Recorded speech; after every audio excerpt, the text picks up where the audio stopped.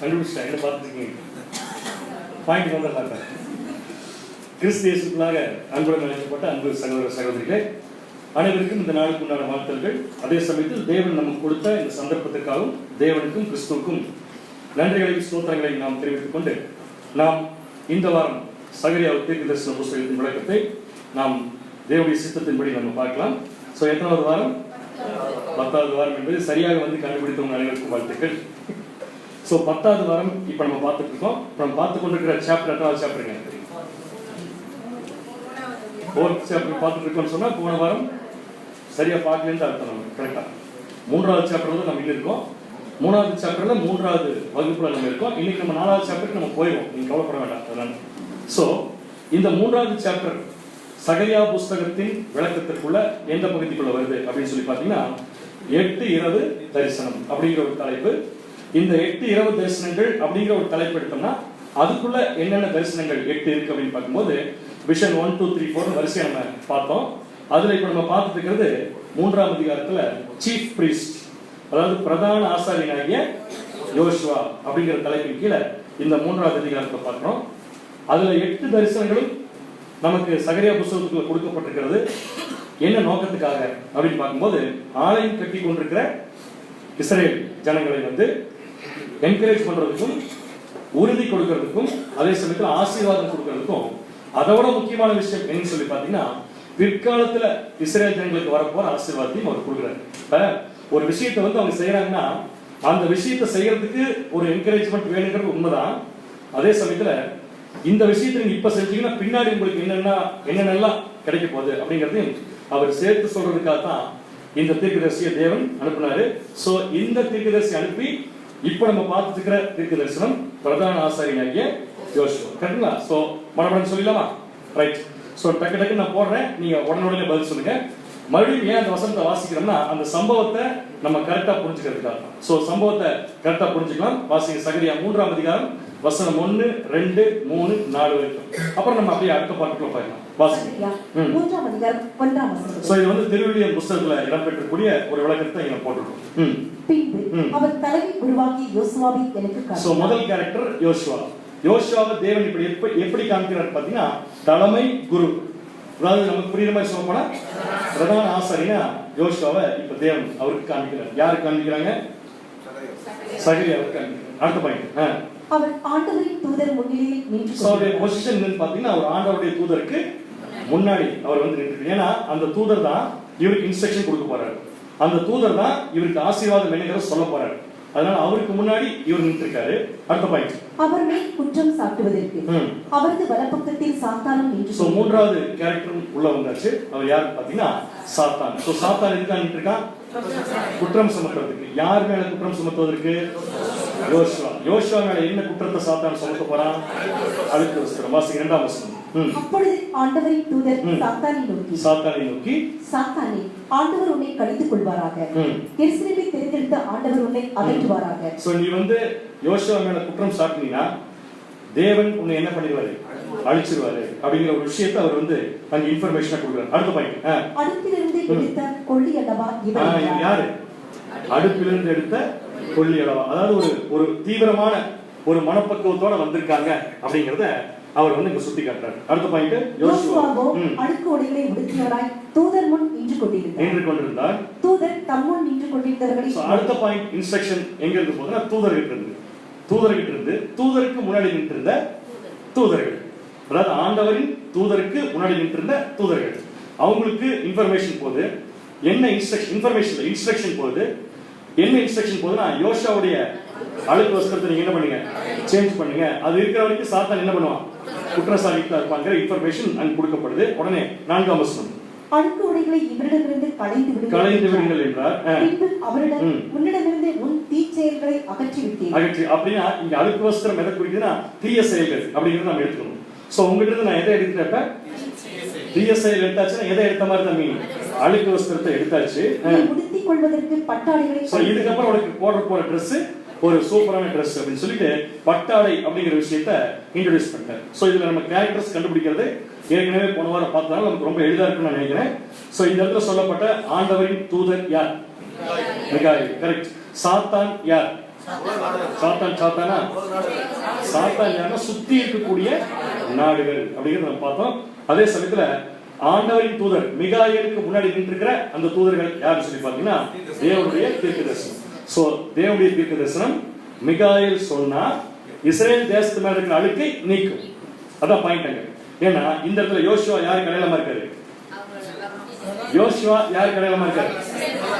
அழுக்கு வஸ்திரம் தரித்திருந்த யோசுவா யாருக்கு அடையாளமா இருக்காருன்னா ஆலயம் கட்டி முடித்த இஸ்ரேல் ஜனங்களுக்கு எக்ஸாக்ட் கண்டிஷன் அப்படித்தான் இருந்துச்சு. அவங்க எப்படி இருந்தாங்க பாத்தீங்கன்னா தீட்டுப்படுத்தப்பட்ட ஒரு கண்டிஷன் இருந்தாங்க. தீட்டுப்படுத்தப்பட்ட கண்டிஷன் இருக்கிற இஸ்ரேல் நாட்டை யோசுவாவுக்கு அழுக்கு உடையை போட்டு இப்ப தேவன் நமக்கு காண்பிக்கிறார். இந்த சம்பவம் எப்ப நடந்த சம்பவம் பாத்தீங்கன்னா கிமு 536. கரெக்ட்? அப்ராக்சிமேட்லி கிமு 536. என்ன புதுசா ஒரு கணக்கு சொல்றீங்க தெரியுங்களா? நான் சொல்ற கணக்கு ஆலயம் கட்ட கணக்கு இல்ல. இஸ்ரேல் ஜனங்கள் 70 வருஷம் சிறையிருப்பு முடிஞ்சு மீண்டும் பழைய ஏற்பாட்டுல தேசத்திற்கு வந்த வருஷம் கிமு 536. இப்ப ஏன் இந்த பாயிண்ட பேச வரேன்னா இதுக்கு அப்புறமா கிமு 536க்கு அப்புறமா மறுபடியும் ஒரு முறை இஸ்ரேல் ஜனங்கள் சிறைப்பட்டு போய் மறுபடியும் திரும்பி வந்தாங்க. திரும்பி வந்து சுதந்திரம் வாங்கினாங்க. எந்த வருஷம்? 1800. கரெக்ட். 1900. இதெல்லாம் நம்ம வந்து படிக்கணுமா கேக்குறேன். மனப்பாடமா மனசுல இருக்க வேண்டிய விஷயங்கள். இதெல்லாம் தேவனுடைய திட்டத்துல ரொம்ப அடிப்படையான காரியங்கள். அதனால இதெல்லாம் திருப்பி திருப்பி ரீகால் பண்றதுனால தப்பே கிடையாது. சோ எப்ப திருப்பி இஸ்ரேல் ஜனங்கள் வந்து சுதந்திரம் வாங்கினாங்க? 1948. அப்ப கூட இஸ்ரேல் ஜனங்கள் எப்படி தான் இருந்தாங்க பாத்தீங்கன்னா அதே அழுக்கு வஸ்திரம் தரித்திருந்த யோசுவா அந்த மாதிரி தான் இருந்தாங்க. ஏன் பிரதர் அப்படின்னு கேட்டீங்கன்னா இன்னும் தேசத்துல ஒரு முக்கியமான அழுக்கு அவங்க கிட்ட இருந்து போகல. இன்னைக்கு வரைக்கும் போல. என்ன மேசியாவை என்ன பண்ண ஏற்றுக்கொள்ள. சோ நிழல் ரெண்டு சம்பவம். ஒன்னு நிழல், அது கிமு 536 அழுக்கு வஸ்திரம் தரித்திருந்த யோசுவா மாதிரி தான் இஸ்ரேல் ஜனங்கள் இருந்தாங்க. அதே மாதிரி இன்னொரு தடவை சிறைப்பட்டு தேசத்துக்கு திரும்பி வரும்போது அவங்க சுதந்திரம் வாங்கின வருஷம் 1948. அப்போ எப்படித்தான் இருந்தாங்க? அதே அழுக்கு வஸ்திரம் போட்ட மாதிரி தான் இருந்தாங்க. இந்த அழுக்க அவங்க கிட்ட இருந்து போக்குறதுக்கு பழைய ஏற்பாட்டுல மிகாயேல் தூதன் வந்தாரு. புதிய ஏற்பாட்டுல இந்த பீரியட்ல 1948 யார் வந்தா? நம்முடைய ஆண்டவராகிய இயேசு கிறிஸ்துவின் இரண்டாம் வருகை. சோ இரண்டாம் வருகை இயேசு கிறிஸ்து வந்ததுக்கு அப்புறம் இவங்க மேல இருக்கிற அழுக்கை ஏன் நீக்கிறாருங்கிறத, இவங்க மேல இருக்கிற அழுக்க ஏன் நீக்கிறாருன்னா 1948க்கு அப்புறமா இந்த ஜனங்களை வச்சு தேவன் செய்ய போற வேலைக்காக அவர் இவங்களை சரி பண்றாரு. சோ இந்த தேவனுடைய திட்டத்தை எடுத்து வரைபடமா பார்த்தோம்னா கிமு 536ல அழுக்கு வஸ்திரம் தரித்திருந்த யோசுவா நிக்கிறது இந்த சார்ட்ல எந்த இடத்துல போடலாம்? யூதேயத்துல போடலாம். அப்ராக்சிமேட்லி யூதேயத்துல போடலாம். அடுத்தது அதே அழுக்கு வஸ்திரம் தரித்திருந்த இஸ்ரேல் ஜனங்கள் யோசுவா மறுபடியும் அழுக்கு வஸ்திரம் தரித்திருந்ததை எங்கே போடலாம்? சுவிசேஷம். அதுக்கப்புறமா நடக்க போற சம்பவத்தை, அதுக்கப்புறம் மறுபடியும் யோசுவா வர போறாரு. யோசுவாவுடைய தோழர்கள் வர போறாங்க. எதுக்கு வர போறாங்கன்னா அதுக்கப்புறமா அவங்க வச்சு செய்ய போற வேலை. சோ அதை நம்ம எங்க போடலாம்னா அறுவடை அப்படிங்கறத கரெக்டா. அறுவடையின் காலம். சோ அறுவடையின் காலம் எந்த வருஷம் ஆரம்பிக்குது? டக்குன்னு சொல்லிடலாம். 1874க்கு அப்புறமா இஸ்ரேல் ஜனங்களை வச்சு தேவன் என்ன செய்ய போறாருங்கிறது தான் மறுபடியும் யோசுவாவை இன்ட்ரோடியூஸ் பண்றாரு. மறுபடியும் யோசுவாவை இன்ட்ரோடியூஸ் பண்றாரு. ஆனா இதுக்கு முன்னாடி யோசுவாவை இன்ட்ரோடியூஸ் பண்ணதுக்கும் இப்ப இன்ட்ரோடியூஸ் பண்றதுக்கும் ஒரு வித்தியாசம் இருக்கு. இன்ட்ரோடியூஸ் பண்றாரு, அறிமுகப்படுத்துறாரு. இதுக்கு முன்னாடி 2 தடவை யோசுவா பார்த்தோம். அப்ப சொன்னதுக்கும் இப்ப மறுபடியும் சொல்ல போறதுக்கும் ஒரு வித்தியாசம் இருக்கு. என்ன வித்தியாசம் அது? கரெக்ட் சொல்லுங்க. முக்கியமான விஷயம் என்ன? இங்க நிக்கிற யோசுவா கிட்ட அழுக்கு வஸ்திரம் இல்ல. தட் மீன்ஸ் என்ன அர்த்தம்? சுத்தமாயாச்சு. அப்ப சுத்தமானதுக்கு அப்புறமா அவங்களை வச்சு தேவன் என்ன செய்ய போறாரு அப்படிங்கிறது தான் மறுபடியும் தொடர்ந்து நம்ம பார்க்க போறோம். வாசிங்க இப்ப சகரியா 3ஆம் அதிகாரம் 8ஆம் வசனம். சகரியா 3ஆம் அதிகாரம் 8ஆம் வசனம்.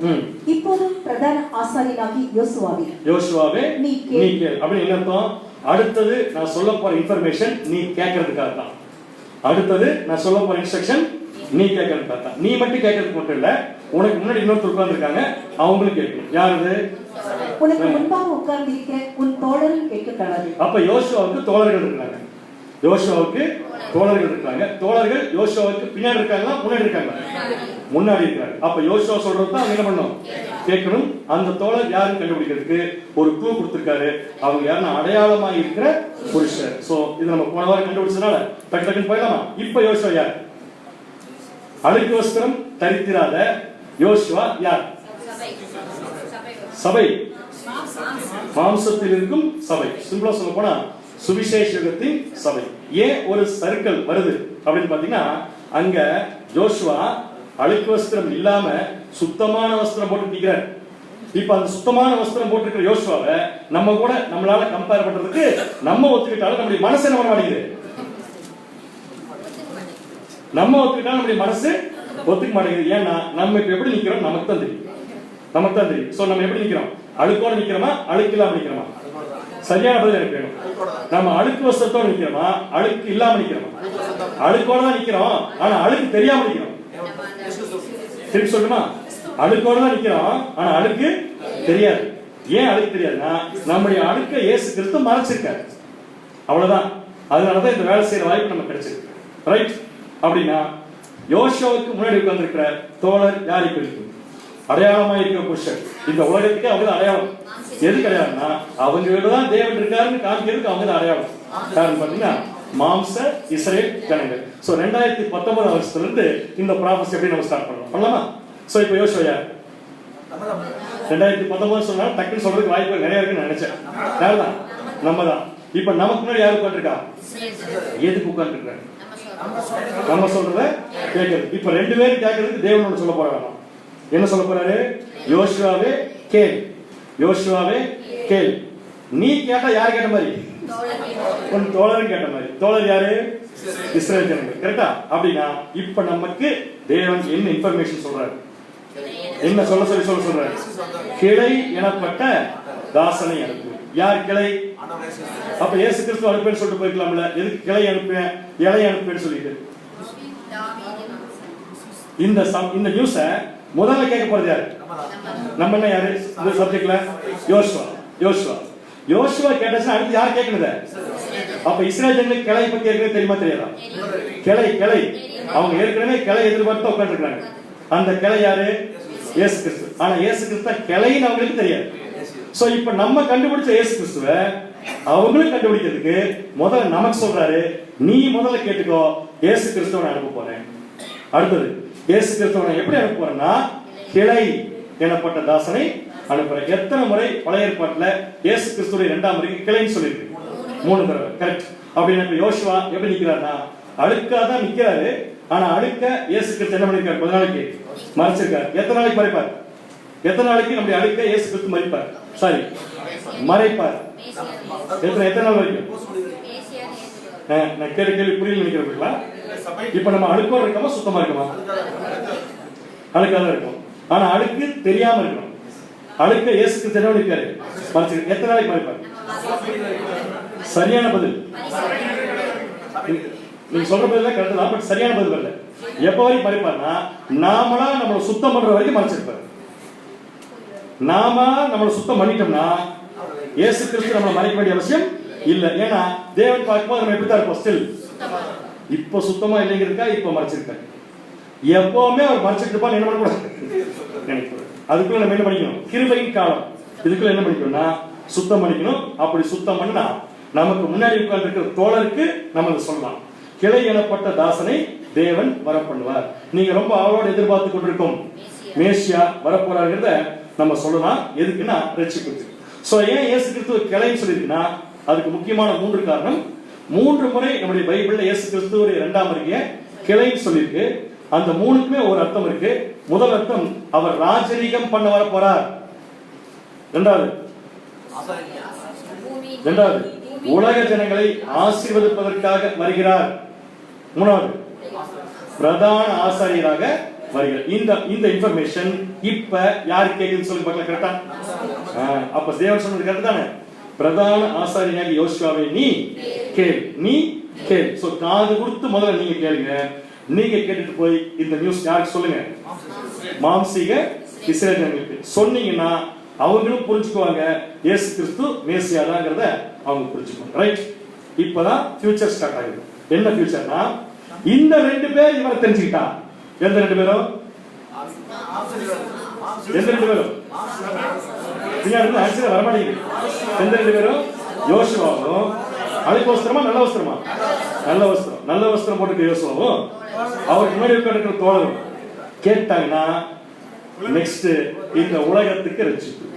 நெக்ஸ்ட் உலகத்துக்கு ரட்சிப்பு. ஆபிரகாமோட சம்பந்தப்பட்டு சொல்லுங்க. அது கொஞ்சம் மேல அவ்வளவுதான். கரெக்ட் சொல்லுங்க.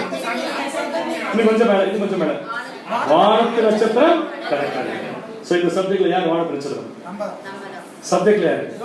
யோசுவா. யார் கடற்கரை மணல்? தோழர். ரெண்டு பேரும் கேட்டீங்கன்னா அடுத்து என்னதான்? உலகத்துக்கு ஆசீர்வாதம். கரெக்டா வந்துச்சா? சோ உலகத்துக்கு எப்படி ஆசீர்வாதம் வரப்போகுதுன்னு தான் சகரியா மூலம் தேவன் தெரிவிக்கிறாரு. சோ எல்லாரும் கல்லு பார்த்து வந்தீங்களா? 7 கல்லா?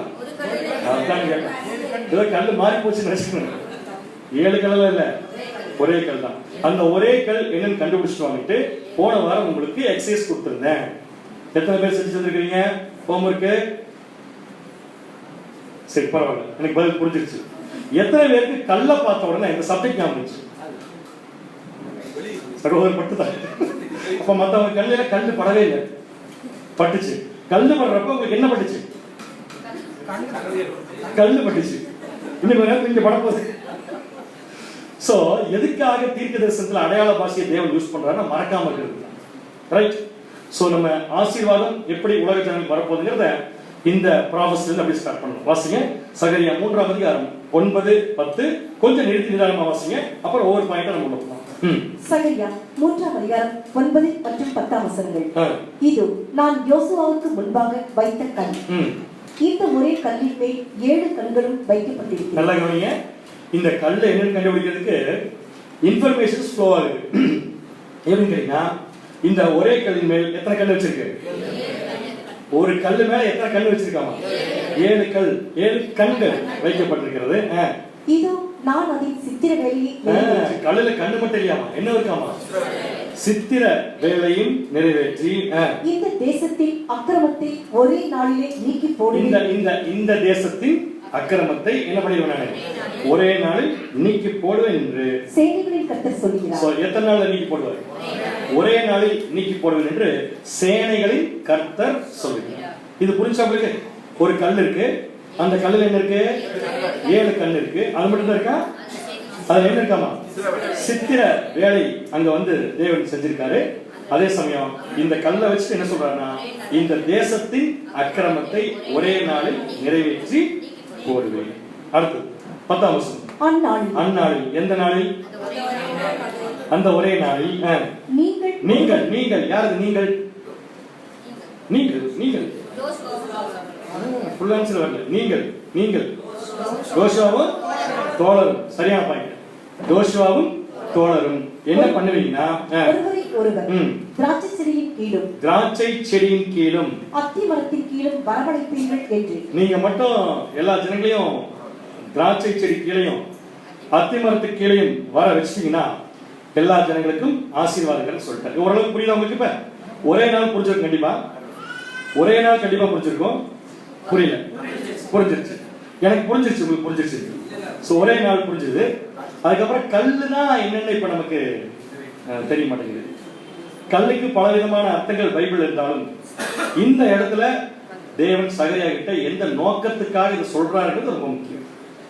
ரைட், சொல்லுங்க பார்க்கலாம். இந்த கல் எதை குறிக்குன்னு கண்டுபிடிக்காம நம்ம ஃபர்தரா இந்த ஆசீர்வாதத்தை கண்டுபிடிக்க முடியாது. இந்த கல் என்ன கல்? அங்க போட்டு பாருங்க, படிச்சுக்கிற போது என்ன கல்? க்ளூ அதுலயே இருக்கு. இந்த கல் என்ன கல்னா, யோசுவாவுக்கு முன்பாக வைத்த கல். இந்த சென்டென்ஸ்ல க்ளூனா எதுன்னு பாத்தீங்கன்னா நான் அப்படிங்கிறது. இப்ப இந்த இடத்துல நான் யார்? இந்த இடத்துல நான் யார்? மிகாயில் பேசுறாரு. யார் சார்பா பேசிட்டு இருக்காரு? தேவன். மிகாயில் பேசுற வார்த்தையில யார் பேசுற மாதிரி தான்? தேவன் பேசும். அப்ப இந்த நான் யாரு? அப்ப இந்த கல் யாருக்கு சொந்தம்? தேவனுக்கு சொந்தம். முதல்ல தேவனுக்கு சொந்தம். தேவனுக்கு சொந்தம்னா யாருக்கு சொந்தம் தான்? பேசுறதுக்கு சொந்தம். சோ இந்த கல் யாருக்கு சொந்தம்? தேவனுக்கு சொந்தம். யாருக்கு சொந்தம்? பேசுறதுக்கு சொந்தம். எத்தனை கல்? அப்ப யார் அந்த கல்லை கொண்டு வச்சா? யார் வைத்த கல்னு கேக்குறேன். தேவன். எத்தனை கல்? ஒரே கல். இப்ப இந்த கல்லை யார் முன்னாடி கொண்டு வைக்கிறாரு? யோசுவா யார் அடையாளம்? இப்ப சொல்லுங்க, கல் எதை குறிக்கும்? இப்பதான் சொன்னீங்க. என்ன சொன்னீங்கன்னா கொஞ்சம் யோசிச்சு பாருங்க. கல் அப்படிங்கிறது பைபிள் இயேசு கிறிஸ்து குறிக்கிறது 100% கரெக்ட். பட் கொஞ்சம் யோசிச்சு பார்த்தோம்னா இயேசு கிறிஸ்துவே அந்த இடத்துல நமக்கு இந்த கல்லை பத்தி பேசுற மாதிரி தான் இருக்கு. ஸோ இந்த இடத்துல இயேசு கிறிஸ்து கல்லுங்கிறத முழுசா எடுத்துக்கலாம். பட் இருந்தாலும் தேவன் சொல்றாரு இது நான் வச்ச கல்லு. எத்தனை கல் தான்? ஒரே கல் தான். இயேசு கிறிஸ்துவ நம்ம கல் எடுத்தா இயேசு கிறிஸ்து மாத்திர கல்லு கிடையாது, நாமளும் கல் தான். அப்ப அது ஒரே கல்லாகாது, அது ஒரே கல்லாகாது, 1,46,000 கல்லாகுது. அப்ப இந்த இடத்துல கல்லுங்கிறது முழுமையாக இயேசு கிறிஸ்துவை குறிக்கிறது. ஆனா ஒரு க்ளூ, இந்த கல்ல தேவன் சுத்தமான டிரெஸ் போட்டிருக்கிற யோசுவா கூட வச்சிருக்காரு. இந்த கல் எதுக்கு? கல்லு மகிமை அடைந்த சபை எடுத்தா யோசுவா யாரப்ப? மாம்சத்தில் இருக்கிற சபையா? சரி, மகிமை அடைந்த சபை கல்லுங்கிறதுக்கு என்ன முகாந்திரம் இருக்கு? நீ 7 கண்ணுக்கே போக வேண்டாம். ஃபர்ஸ்ட் கல்லுன்னு கண்டுபிடிச்சா தான் 7 கண்ணுன்னு கண்டுபிடிக்கணும். நீங்க கல்லை பத்தி பைபிள் எங்கேயுமே படிச்சது இல்லையா? முன்னாடி படிச்சிருக்கோம், நிறைய இடத்துல படிச்சிருக்கோம். அது என்னன்னு இப்ப ஞாபகம், ஜஸ்ட் இப்பதான் ஞாபகம், இப்ப வந்துட்டு போயிடுச்சு அப்படின்னு சொன்னா இந்த கல்லின் மேல் போதை அடிக்கணும்னு பாக்கி வேணாமா? பரவாயில்ல, அந்த கல்லை கூட எடுத்துக்கலாம். பட் இந்த இடத்துல கல் எதுக்கு இருக்கு? யோசுவாவுக்கு முன்னாடி வைத்த கல் மறந்துடாதீங்க. யோசுவா யாரு? யோசுவா யாரு? யோசுவா யாரு?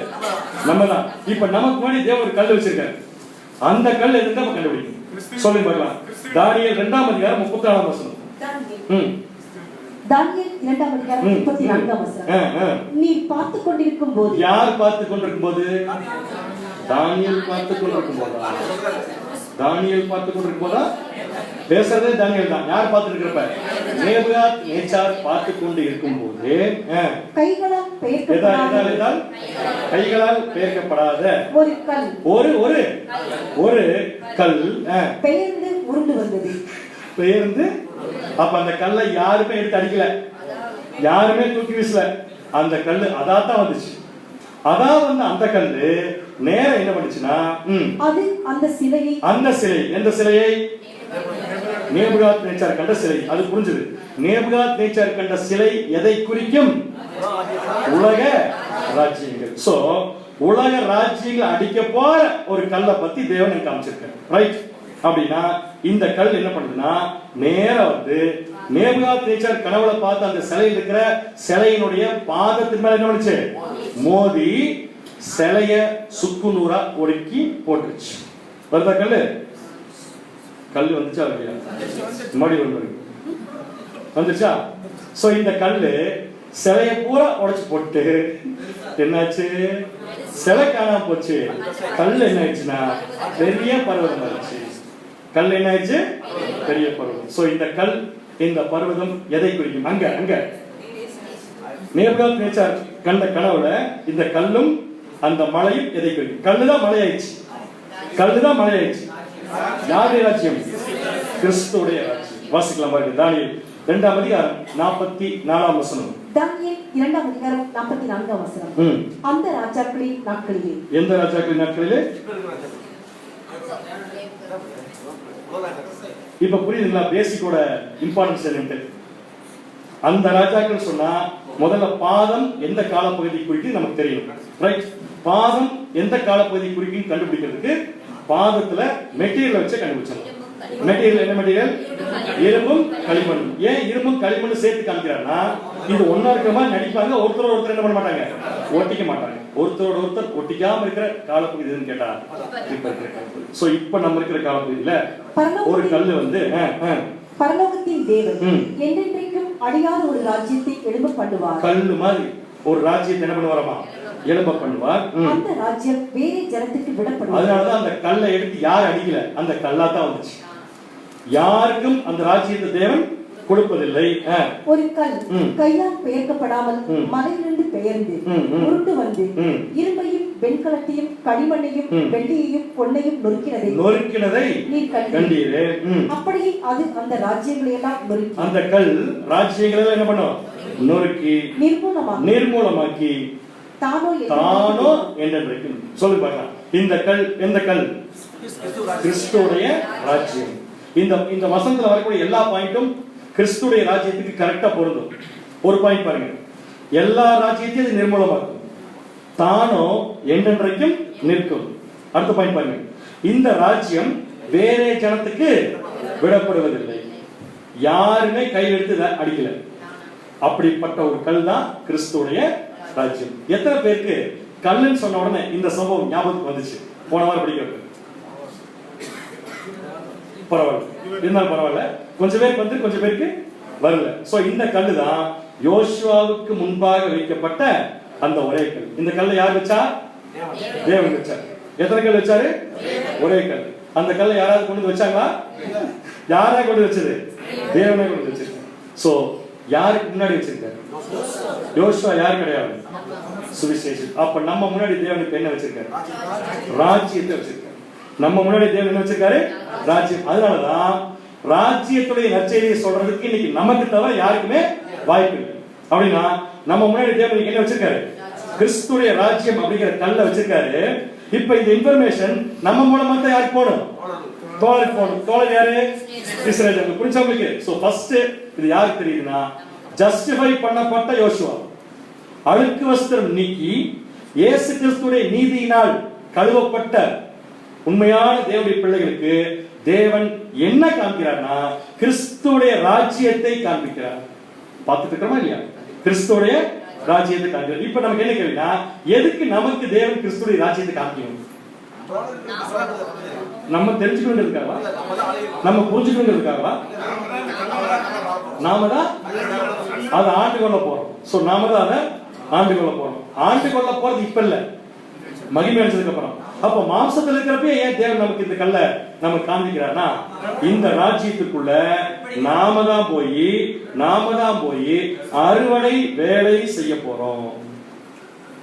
நாம தான் போய் ராஜ்யத்துல அறுவடை வேலை செய்ய போறோம். அப்ப அறுவடை வேலைனால என்னதான்? கோதுமையும் இருக்கும், களையும் இருக்கும். கோதுமையும் களையும் ஒன்னா இருக்கும். கரெக்டா கோதுமை மணிகளை பிரிச்சு எடுத்துட்டு வந்து கிறிஸ்துவோட சேர்க்கிற வேலையை செய்ய போறதுக்கு இப்ப நமக்கு என்ன தெரியும்னா, காலம் தெரிய வேண்டும். சோ நம்ம என்ன காலத்துல இருக்கோம்?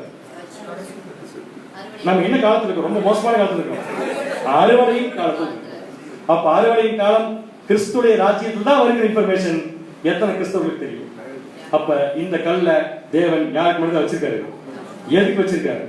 வாசிக்கலாம். மத்தேயு 9ஆம் அதிகாரம் 37, 38. மத்தேயு 9ஆம் அதிகாரம் 37, 38 வசனங்கள். தம்முடைய சீஷர்களை, ஆமா, மத்தவங்களை நோக்கி இல்ல, தம்முடைய சீஷர்களை நோக்கி, அறுப்பு மிகுதி, வேலையாட்களோ கொஞ்சம், ஆதலால் அறுப்புக்கு எஜமான் தமது அறுப்புக்கு வேலையாட்களை அனுப்பும்படி. அறுப்பு மிகுதி, வேலையாட்கள் எப்படி இருக்காங்களாமா? கம்மியா இருக்காங்களா? இப்ப வேலையாட்கள் யாருன்னு கேட்டீங்கன்னா யோசுவா. சோ இந்த யோசுவாக்கு என்ன சொல்றாருன்னா, உனக்கு அறுப்பு வேலை காத்துட்டு இருக்கு, நீங்க போய் என்ன பண்ணுங்க, அறுவடை பண்ணுங்கன்னு சொன்னதுனாலதான் இன்னைக்கு நம்ம அந்த வேலையை செஞ்சுட்டு இருக்கோம். புரிஞ்சவங்களுக்கு ரைட்? அப்படின்னா இந்த கல்லுல தேவன் என்ன வச்சிருக்காரு? அதுக்கு மட்டும் ஒரு பாயிண்ட் பார்த்தலாமா? சித்திர கல்லுல சித்திர வேலை செய்வாங்களா? உளிய வச்சு செதுக்கிறத இங்க சொல்லலையே, சித்திர வேலை செய்யறதா சொல்லியிருக்காரு. அதனால கொஞ்சம் சந்தேகம் வந்துச்சு. இதை எடுத்து போய் ஆங்கில பைபிள்ல பார்த்தா என்ன பண்றாங்க? கல்லுல என்ன பண்ண போறார் தேவன்? ஆனா கல்லுதான், அதோட சந்தேகமே இல்லை. கல் எதை குறிக்கும்? யாருடைய ராஜ்யம்? அப்படி சொல்லுங்க. யாருடைய ராஜ்யம்? கிறிஸ்துடைய ராஜ்யத்தை குறிக்கும். அந்த கல்லுல தேவன் சித்திர வேலை செஞ்சிருக்காரு. சித்திர வேலை செஞ்சிருக்காரு தேவன். அப்ப ராஜ்யத்துல தேவன் என்ன பண்றாரு? சித்திர வேலை பண்றாரு. அப்ப கல்லு மேல சித்திர வேலை பண்ணிருக்காரு. ஓகே, நீங்க சொல்ற மாதிரி பார்த்தா என்னமோ தேவன் பண்றாரு, அது மட்டும் தெரியுது. பட் அது ஆங்கில வார்த்தையில என்ன இருக்குன்னு பாத்தீங்கன்னா, behold I will engrave the grave. engrave அப்படிங்கிற வார்த்தை தான் நம்ம தமிழ் பைபிள் எப்படி வந்திருக்குன்னா சித்திரம். அப்ப என்கிரேவ்னா என்ன பண்றது? பொறிக்கிறது. இதுல பொறிக்கிறது இல்ல, ஆமா, பசி நேரம். NASB பைபிள்ல பாத்தீங்க எப்படி இருக்குன்னா, for behold the stone that I have set before Joshua. யோசுவாவுக்கு முன்னாடி வைத்திருக்கிற கல், on one stone are 7 eyes. 7 கண்கள் வைக்கப்பட்டிருக்கு. Behold I will engrave an inscription on it. I have engraved an inscription. So இந்த inscription அப்படிங்கிற வார்த்தைக்கு எழுத்து பொறிப்புன்னு கூட எடுத்துக்கலாமா மீனிங்? அப்படின்னா என்ன சொல்ற தேவன்னா, கல்லு மேல நான் என்னமோ எழுதி இருக்கேங்கிற, கல்லு மேல என்னமோ ஒண்ணு எழுதி இருக்கேங்கிற. இந்த எழுதி இருக்கிற வார்த்தையை படிக்கிறப்ப தான் நமக்கு இன்னும் கொஞ்சம் ஆராய்ச்சி செய்கிற என்ன வருது. என்ன எழுதி இருக்காரு? அப்படின்னு ஆராய்ச்சி செய்ய போனா இந்த என்கிரேவிங்கிற வார்த்தை இல்லையா இங்கிலீஷ்ல, அது தவறான மொழிபெயர்ப்பு. அந்த என்கிரேவிங் அப்படிங்கிற வார்த்தை இங்கிலீஷ்ல பாருங்க, ஐ வில் என்கிரேவ் அப்படிங்கிற வார்த்தை இல்லையா, ஹீப்ரு நம்பர் என்ன, ஹீப்ரு கன்கரன்ஸ் நம்பர் இருக்குது H6605. அதனுடைய வார்த்தை என்ன, பாட்டாவா, பேட்டச் போட்டாச்சு இல்ல, பேட்டச். அது வந்து ஒரு ஹீப்ரு வேர்ட். அந்த பேட்டச் அப்படிங்கிற ஹீப்ரு வேர்டுடைய மீனிங் என்னன்னா loose, loose begin, let go free, ஃப்ரீயா போ, ஃப்ரீயா போ அப்படின்னு அர்த்தம். அதாவது லூஸ் பண்றேன்னா ஏதோ ஒன்று என்ன இருக்கப்ப டைட் ஆயிருக்கு.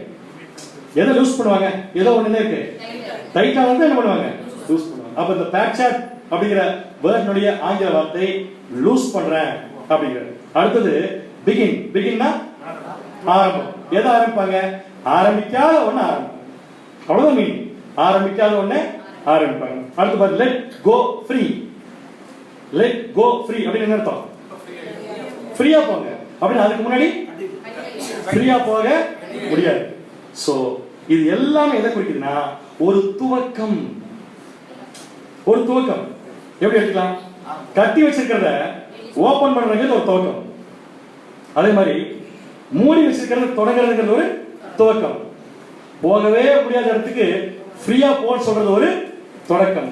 அப்ப இந்த பேக் ஹேட்ச் அப்படிங்கிற வார்த்தையினுடைய சரியான ஆங்கில வழக்கத்தை இங்க கொடுத்திருக்காங்க பாருங்க. கீழ படிக்க முடிஞ்சா படிங்க. பேக் ஹேட்ச் however means primarily to open a thing. ஒரு விஷயத்தை திறக்கிறது. அப்ப கல்லு மேல தேவன் வந்து சித்திர வேலை பண்ணிருக்காருங்கிறது சரியான மொழிபெயர்ப்பு அல்ல. கல்லுகள் எது குறிக்கும், ராஜ்யம். அப்ப ராஜ்யத்தை தேவன் என்ன பண்றாருமா, ஓபன் பண்றாரு. அடுத்தது as a door, a book, a book, the gate of the city. அதாவது ஒரு டோரை திறக்கிற மாதிரி, ஒரு புத்தகத்தை திறக்கிற மாதிரி, ஒரு சிட்டியை திறக்கிற மாதிரி. சோ கல்லு மேல அவர் சித்திர வேலை செஞ்சிருக்கார் அப்படிங்கிற மொழிபெயர்ப்பு எப்படி வரும்னா கல்ல அவரு திறக்கிறார் அப்படின்னு சொல்லி வரும். அப்ப யோசுவாவுக்கு முன்னாடி வைத்திருக்கும் கல் எதை குறிக்கும் பார்த்தோம், கிறிஸ்துவின் ராஜ்யம். இப்ப கிறிஸ்துடைய ராஜ்யத்தை தேவன் யோசுவாவுக்கு எப்படி காமிக்கிறார்னா, நான் இந்த ராஜ்யத்தை என்ன பண்ணிட்டேன், ஓபன் பண்ணிட்டேன். எதுக்கு ஓபன் பண்ணிட்டேன், நீ இப்போ எல்லாத்தையும் என்ன பண்ணு, கூட்டிட்டு வா, யார் வேணாலும் இனிமேல் நான் அனுமதி கொடுத்தா உள்ள போகலாங்கிற இன்ஃபர்மேஷனை இப்ப ஜோஷுவா கொடுக்குறேன். சபை கூட அப்படித்தான். புது எருசலேம் ஒரு சப்ஜெக்ட் பார்த்தோமா, புது எருசலேம் அது வேற ஒண்ணும் இல்ல, கிறிஸ்துடைய ராஜ்யம் தான். அந்த ராஜ்யத்துல புது எருசலேம்ல கேட் யார், யாரெல்லாம் திறப்பாங்க, கேட் யார், இன்னும் கொஞ்சம் யோசிச்சு பாருங்க. கேட் வாசிக்கலாம். வெளிப்படுத்தின விசேஷம் 3ஆம் அதிகாரம் 12ஆம் வசனம். வெளிப்படுத்தல் 3ஆம் அதிகாரம் 12ஆம் வசனம். ஜெயம் கொள்ளுகிறவன் எவனோ. எந்த சபையில, 7ஆம் கால சபையில ஜெயம் கொள்ளுகிறவன் எவனோ. இந்த சப்ஜெக்ட்ல சகரியா சப்ஜெக்ட்ல 7ஆம் சபையில ஜெயம் கொள்றவனுக்கு என்ன பேர் வைக்கலாம், வரல டக்குனு கரெக்ட். யோசுவா அழுக்கு வஸ்திரம் போட்டுக்கிறடா, சுத்தமான வஸ்திரம் போட்டுக்கிறடா. சரி வச்சுக்கலாம். சோ ஜெயம் கொள்ளுகிறவன் எவனோ அவனை என் தேவனுடைய ஆலயத்திலே தூணாக்குவேன். என் தேவனுடைய ஆலயம் புதிய எருசலேம். அந்த புதிய எருசலேம் என்ன ஆக்கிடுவாராமா, தூணாக்கிடுவாராமா. அடுத்தது அதினின்று அவன் ஒரு காலம் நீங்குவது. சோ சபைய 7ஆம் சபையில என்ன சொல்றாருன்னா தூணாக்கிடுவேன், அந்த தூண் ஒரு காலம் நீங்குவது. அந்த தூண் மேல, எந்த தூண் மேல, அந்த தூண் மேல, கரெக்ட். எந்த தூண் மேல, ஆலயத்தின் தூண் யாரு, நம்ம மேல என்ன எழுதுவாராமா, தேவனுடைய நாமத்தையும். எது எழுதுவாராமா, தேவனுடைய நாமத்தையும். என் தேவனால் பரலோகத்திலிருந்து இறங்கி வருகிற புதிய எருசலேமாகிய என் தேவனுடைய நகரத்தின் நாமத்தையும், என் தேவனுடைய நகரத்தின் நாமத்தையும், என் புதிய நாமத்தையும் அவன் மேல். கடைசி வார்த்தை என்ன, இந்த எழுதுவேங்கிற வார்த்தையும் பேட்டஸ் தான். சோ எழுதுவேன்னா என்ன அர்த்தம் சொல்லுங்க பார்க்கலாம், திறப்பேன். அப்படி என்ன தெரியுமா, நீதான் என் ஆலயத்தின் தூண். அது மட்டும் இல்ல, உன்னை வச்சுதான் ராஜ்யத்தை என்ன பண்ண போறேன், திறக்க போறேன். அப்படின்னா யோசுவாவுக்கு முன்னாடி வைத்திருக்கிற இந்த கல்லு மேல சித்திர வேலை தேவன் செஞ்சிருக்காருங்கிறத எப்படி எடுத்துக்கலாம்னா, kingdom of Christ open to all. Open to all என்ன அர்த்தம், உலக ஜனங்கள் இனிமேல் இதுக்குள்ள என்ன பண்ணலாம், பிரவேசிக்கலாம் அப்படிங்கிற விஷயத்தை அவர் சொல்லிட்டார். சொல்லிட்டு இந்த கல்லுக்கு எத்தனை கல் வச்சிருக்காராமா, 7 கல். இது எதை குறிக்கும்? இப்ப கல் எதை குறிக்கும்? கல் எதை குறிக்கும்? கிறிஸ்துடைய ராஜ்யத்தை குறிக்கும். அந்த கிறிஸ்துடைய ராஜ்யத்து மேல தேவன் எத்தனை கண் வச்சிருக்காரா? 7 கண் வச்சிருக்காரு. சோ இந்த 7 கண் எதை குறிக்கும்? 7 கால சபையை குறிக்கும். நீங்க 7 சொன்ன உடனே 7 கால சபை திங்க் பண்ண தப்பு இல்லை. அதே மாதிரி 7 சொன்ன உடனே முழுமையை சொன்னது தப்பு இல்லை. கண் எதுக்கு சொல்லியிருக்கு அதை கவனிங்க ஃபர்ஸ்ட். கண் எதுக்கு யூஸ் பண்ணுவாங்க? வாசிக்கலாம். இப்ப யாருடைய கண் இது? கண்ணு சபையுடைய கண் இல்ல, தேவன் வச்ச கண்ணு. அப்படின்னா யாருடைய கண் இது? தேவனுடைய கண்ணு. நல்லா படிங்க. சோ தேவனுடைய கண்ணு இப்ப தேவன் வச்சிருக்காரு எது மேல? கல்லு மேல. கல் எதை குறிக்கும்? ராஜ்யம். வாசிங்க சகரியா 4ஆம் அதிகாரம் 10ஆம் வசனம். சகரியா 4ஆம் அதிகாரம் 10ஆம் வசனம். அற்பமான ஆரம்பத்தின் நாளை யார் அசட்டை பண்ணலாம்? பூமி எங்கும் சுற்றி பார்க்கிறவைகளாகி கர்த்தருடைய 7 கண்களும். யாருடைய கண்கள்?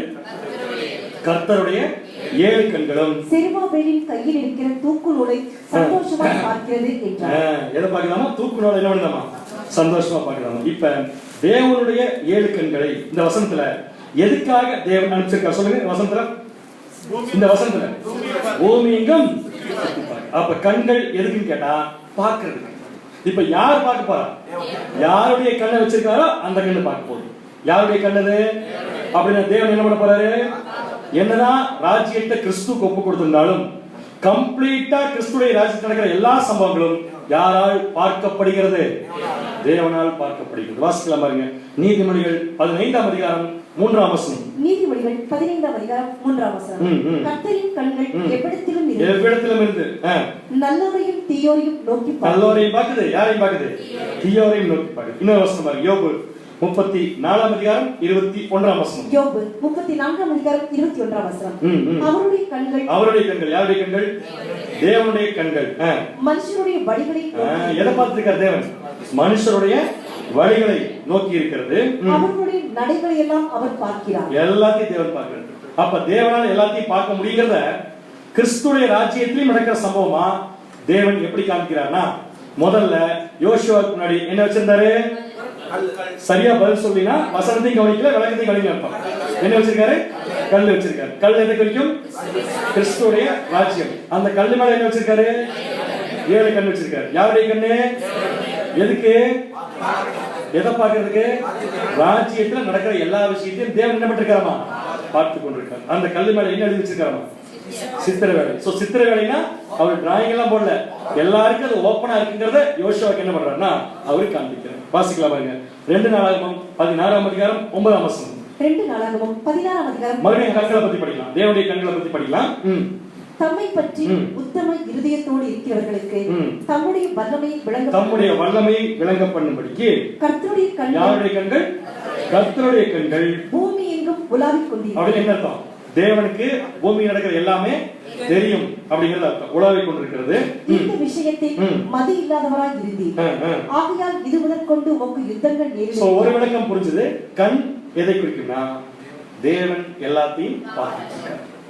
கல்லிலையும் கண் இருக்கிறது எதை குறிக்கும்னா ராஜ்யம் கிறிஸ்துவையா இருந்தாலும் நடக்கிற எல்லா விஷயத்தையும் யார் தான் பார்த்துட்டு இருக்கிறார்? தேவன். ஒரு கண் வச்சிருக்கலாம். எதுக்கு 7 கண் வச்சு? இப்ப கண்ணு வைக்கிறான்னு தெரிஞ்சு போச்சு. கல்லு மேல கண்ணு வைக்கிறான்னு தெரிஞ்சிச்சு. ஒரு கண்ணு வச்சு போக வேண்டியது. எதுக்கு 7 கண்? அதான் மாதிரி எங்களுக்கு தெரியல. கொஞ்சம் பக்கத்துல வரல. Almost right. கண்கள் அப்படிங்கிறது வந்து பாத்தீங்கன்னா சூப்பர்விஷன், அதாவது மேற்பார்வை பார்க்கிறது.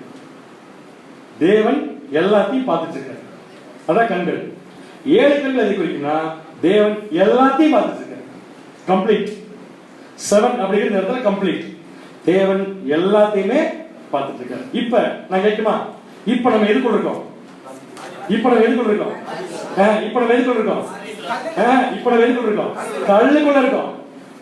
எதுக்குள்ள இருக்கோம்? கல்லுக்குள்ள இருக்கோம். சந்தேகமா கல்லுக்குள்ள இருக்கோம். இப்ப கல்லுக்குள்ள இருக்கிற நமக்கு நடந்துட்டு இருக்கிற எல்லா விஷயத்தையும் யார் பார்த்துட்டு இருக்காங்க? எப்படி சொல்றீங்க? கல் வச்சிருக்கேன். எத்தனை கண் வச்சிருக்காரு? நினைச்சுக்கலாம், என்ன எல்லாம் போய் பார்த்துட்டு போறது, நான் ஆபீஸ் போறது வரதெல்லாம் பார்த்துட்டு போறது. சந்தேகம் வருது இல்ல? வருது. சந்தேகம் வருது வரல. அப்ப கண்டிப்பா தேவன் எல்லாத்தையும் என்ன பண்ணிருக்காரு? பார்த்துட்டு. என்ன பண்ணாலும் அதுக்குரிய பலன் கட்டாயமாக உண்டு. இதுதான் யோசுவாவுக்கு முன்னாடி வைக்கப்பட்ட கல். சோ இந்த கல்ல தேவன் இப்படி கொண்டு வச்சிட்டாருன்னா தேசத்தின் அக்கிரமம் என்ன இருக்குமா ஒரே நாளில் நீங்கிடும். முக்கியமான பாயிண்ட் விட்டுறக்கூடாது. வாசிங்க. இத்தேசத்தில் இந்த தேசத்தில் அக்கிரமத்தை ஒரே நாளிலே நீக்கி போடுவேன். அப்ப எதுக்காக கல்ல திறந்தாருன்னா எல்லாருடைய அக்கிரமத்தையும் நீக்கி போடுது.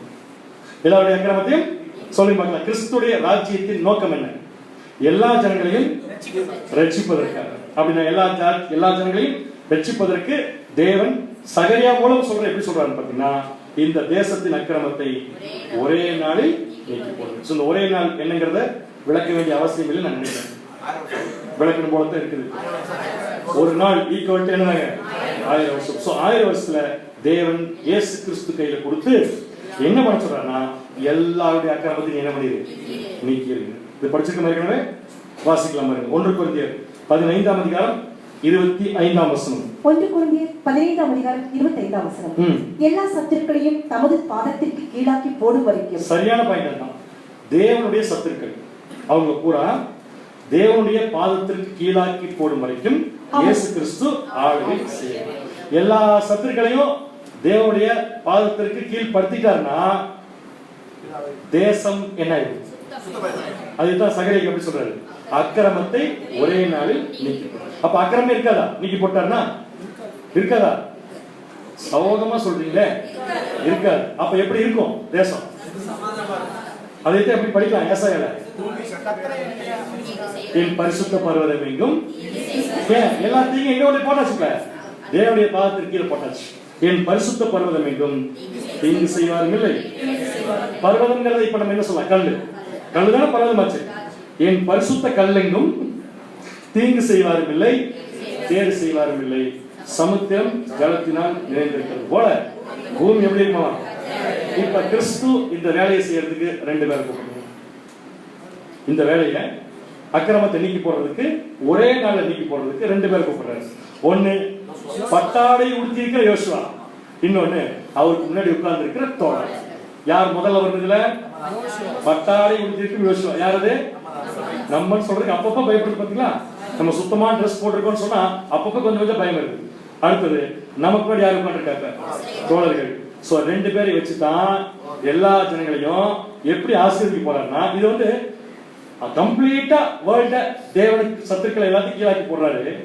ஜனங்களை எப்படி மாத்துறாரு பாத்தீங்கன்னா இந்த 2 குரூப் வச்சுட்டான். எப்படி மாத்துறாரு வாசிக்கலாம். சகரியா 3ஆம் அதிகாரம் 10ஆம் வசனம். சகரியா 3ஆம் அதிகாரம் 10ஆம் வசனம். அந்நாளிலே எந்நாளிலே ஒரே நாள் ஈக்குவல் டு 1000 வருஷம். அந்த 1000 வருஷத்துல நீங்கள் ஒருவரை ஒருவர் திராட்சை செடியின் கீழ். எதன் கீழும்? அப்ப 1000 ஆண்டு அரசாட்சியில நம்ம செய்ய வேண்டிய வேலைன்னா ஒரு பெரிய திராட்சை செடியை உருவாக்கி எல்லா உலக ஜனங்களும் என்ன பண்ணிடணும்? திராட்சை செடிக்கு நிக்க சொல்லிருக்கணும். அப்புறம் பாதி வச்ச அத்தி மரத்துக்கு நிக்க வச்சுட்டா தேசம் சுத்தமாயிருக்கு. அப்ப இதுக்கு என்ன அர்த்தம் கண்டுபிடிக்கும்? வாசிங்க மறுபடியும் வாசிங்க. அந்நாளிலே நீங்கள் ஒருவரை ஒருவர் திராட்சை செடியின் கீழும் அத்தி மரத்தின் கீழும் வரவழைப்பீர்கள் என்று சேனைகளின் கர்த்தர். வரவழைப்பீர்கள் சரியான பாயிண்ட் தான். அப்ப 1000 ஆண்டு அரசாட்சியில யோசுவாவும் தோழர்களும் செய்யற வேலைன்னா வரவழைப்பீர்கள். யார? உலக ஜனங்கள். அப்படின்னா இது உலக ஜனங்களுக்கு தேவன் கொடுக்கும் இன்விடேஷன். இன்விடேஷன்னா அழைப்பு. என்ன அழைப்பு? எல்லாருமே எங்க வந்துருங்க? திராட்சை செடியின் கீழே வந்துருங்க, அத்தி மரத்தின் கீழ் வந்துருங்க. சோ இது 2க்கு என்ன அர்த்தம்னு சிம்பிளா தலைப்பு சொல்லணும். திராட்சை செடி கீழே வருது, அத்தி மரத்துக்கு கீழே வர்றதுக்கு தலைப்பு என்ன சொல்லலாம்னா share the blessings of the age. அதாவது 1000 ஆண்டு அரசாட்சியுடைய ஆசீர்வாதத்துக்கு நீங்க வாங்க. அப்ப 1000 ஆண்டு அரசாட்சியுடைய ஆசீர்வாதத்தை தேவன் 2 மரத்துக்கு ஒப்பிட்டு பேசியிருக்காரு. என்ன மரம்? திராட்சை செடி, அப்புறம் அத்தி மரம்.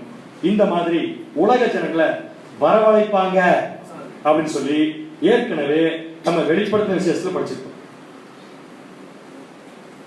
இப்ப 2 பேர் வரவழைப்பாங்க. எது கீழே? திராட்சை செடி, அத்தி மரம். இதே பாயிண்ட ரெவலேஷன்ல படிச்சிருக்கோம். கடைசியா படிச்சோம். வாசிக்கலாம். வெளிப்படுத்தின விசேஷம் 22ஆம் அதிகாரம் 17ஆம் வசனம். வெளிப்படுத்தல் 22ஆம் அதிகாரம் 17ஆம் வசனம். ஆவியும் மனவாட்டியும் வா என்கிறார்கள், கேட்கிறவனும் வா என்பானாக. எதுக்கு வா? ஆசீர்வாதத்துக்கு வா. ஆசீர்வாதம் என்ன கிடைக்கும்னா தாகமாய் இருக்கிறவன் வரக்கடவன், விருப்பம் உள்ளவன் ஜீவ தண்ணீரை இலவசமாய் வாங்கிக் கொள்ள. இந்த இடத்துல இலவசங்கிறது பெரிய விஷயம் இல்ல, விருப்பத்தோட வரதான் பெரிய விஷயம். அங்கேயே படிச்சோம். சோ இதெல்லாம் ஆசீர்வாதம் உலக ஜனங்களுக்கு கிடைக்கிற விஷயம். அப்ப உலக ஜனங்களை ஆசீர்வாதத்துக்குள்ள வாங்கன்னு சொல்லி ரெவலேஷன்ல இந்த வசனத்துல எத்தனை பேர் கூப்பிடுறாங்க? 2 பேரா? எத்தனை பேர் கூப்பிடுறாங்க? கவுண்ட் பண்ணி சொல்லிருங்க. ஃபர்ஸ்ட் 3 பேர். சரியான பதில். யார் யாரு? ஆவி, இன்னொரு மனவாட்டி, இன்னொரு கேட்கிறார். இதுக்கு நம்ம விளக்க பார்த்தோம் ஏற்கனவே.